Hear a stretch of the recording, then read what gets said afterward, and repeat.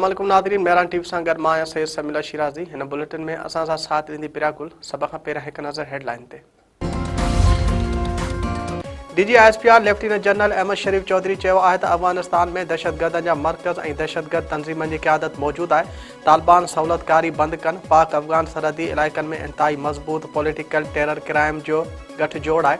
Non custom paid गाॾियूं ख़ुदकुश हमलनि में इस्तेमालु थी रहियूं आहिनि। ही कहिड़ा महिमान आहिनि जेके हथियारबंद थी पाकिस्तान ईंदा आहिनि।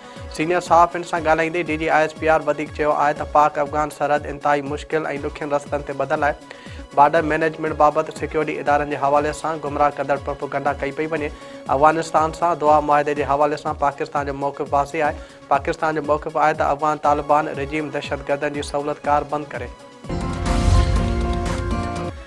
DGISPR लेफ्टिनेंट जनरल अहमद शरीफ चौधरी चयो आहे त असांजो मसइलो अफ़गान सां न पर तालिबान रिजीम सां आहे। पाकिस्तान दहशतगर्दनि ख़िलाफ़ बिना फ़र्क़ जे कार्रवायूं कयूं आहिनि। ऑपरेशन दौरान दुश्मननि जे नेटवर्क खे वॾे हद ताईं टोड़ियो वियो आहे। 4 नवंबर खां हिन वक़्त ताईं 4910 इंटेलिजेंस बेस्ड ऑपरेशन कया विया आहिनि, जिन में 206 दहशतगर्द मारिजी चुका आहिनि। रावलपिंडी में सीनियर सहाफ़ियुनि सां ॻाल्हाईंदे DGISPR लेफ्टिनेंट जनरल अहमद शरीफ चौधरी चयो त हलंदड़ साल मजमूई तौर ते 67,023 ऑपरेशन्स कया विया आहिनि। KB में 12,857 ऐं बलोचिस्तान में 53,309 कार्रवायूं कई वियूं। ऑपरेशन में हिन वक़्त ताईं 1,873 दहशतगर्द मारिजी चुका आहिनि, जिन में 136 दहशतगर्दनि जो तालुक़ अफ़गानिस्तान सां आहे। सदर आसिफ अली ज़रदारी पारां नेशनल डिफेंस यूनिवर्सिटी इस्लामाबाद जो दौरो। ISPR मूजिबि सदर 27वीं नेशनल सिक्योरिटी वर्कशॉप में शिरकत ऐं ख़िताब कयो। सदर बाख़बर क़यादत क़ौमी यकजहती ऐं गॾियल पॉलिसी साज़ी जी अहमियत ते ज़ोर ॾिनो। ISPR जो वधीक चवणु आहे त वर्कशॉप में पार्लियामेंटेरियन, आला सिविल, फ़ौजी ऑफिसरनि ऐं समाजी शोबे जे नुमाइंदनि बि शिरकत कई। सदर वर्कशॉप में शिरकत कंदड़नि में सर्टिफिकेट विराया। वज़ीर आज़म शहबाज शरीफ जे बानी PTI ख़िलाफ़ हरजाणे जे केस जी ॿुधणी। पंजाब असेंबली जे स्पीकर मलिक मोहम्मद अहमद पंहिंजो बयानु रिकॉर्ड कराए छॾियो। लाहौर जे सेशन कोर्ट पारां केस जे ईंदड़ ॿुधणी ते वधीक शाहिद तलब। शहबाज शरीफ तरफ़ां बानी PTI ख़िलाफ़ 10 अरब रुपया हरजाणे जी दावा दाख़िल कई वई हुई। अदालत ॿाहिरां मीडिया सां ॻाल्हाईंदे पंजाब असेंबली जे स्पीकर चयो आहे त शहबाज शरीफ खे उन जेल मैनुअल तहत ई जेल में रखियो वियो हो। शहबाज शरीफ खे त घर जी मानी बि न ॾिनी वेंदी हुई। बानी PTI को अनोखो लाडलो छा आहे छा? पीपल्स पार्टी जो सुभाणे 58 यौम तासीस 100 हंधनि ते जलसा करण जो ऐलान। सिंध सीनियर वज़ीर शर्जील मेमण चयो आहे त पीपल्स पार्टी मुल्क जी वाहिद पार्टी आहे जंहिं मुल्क में जमहूरियत लाइ सभ खां वधीक क़ुर्बानियूं ॾिनियूं आहिनि। कंहिं हिकु पार्टी ॿुधायो त जंहिं मुल्क लाइ जानी नज़रानो ॾिनो हुजे। ज़ुल्फ़िकार अली भुट्टो मुल्क खे एटमी ताक़त बणायो ऐं मुतफ़िक़ा आइन ॾिनो।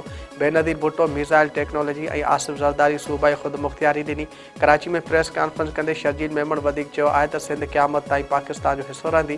भारत जा शोशा ऐं ख़ाम ख़्याली का अहमियत नथा रखनि। पाकिस्तान ॾांहुं केर बि मेरी अख सां नथो ॾिसी सघे। बिलावल भुट्टो ज़रदारी परॾे वज़ीर तौरु भारत वञी कश्मीर जो केस विढ़ियो।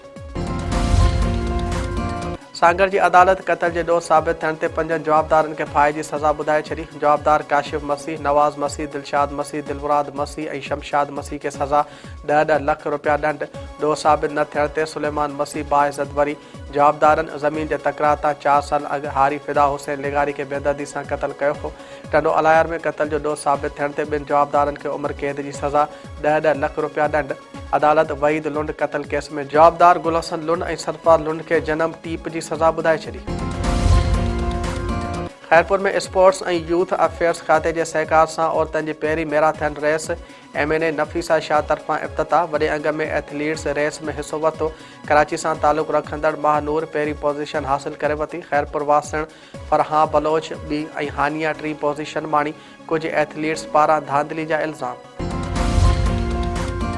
मुझो जमालो जतन सां, मुझो जमालो आ सिंध सां, ये सिंधड़ी सुन लाल जी, जे मेरो जो लाल लतीफ़ जो।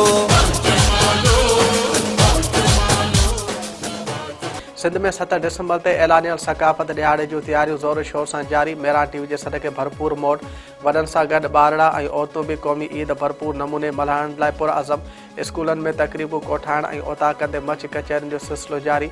दौलतपुर, रतेदेरे, न्यू सईदाबाद, उडेरोलाल ऐं ॿियनि शहरनि में तक़रीबूं रंग झरकी पिया। हैदराबाद जे मुस्लिम सोसाइटी में कपिड़नि समेत ॿियनि सकाफ़ती शयुनि जा स्टॉल लॻाया विया।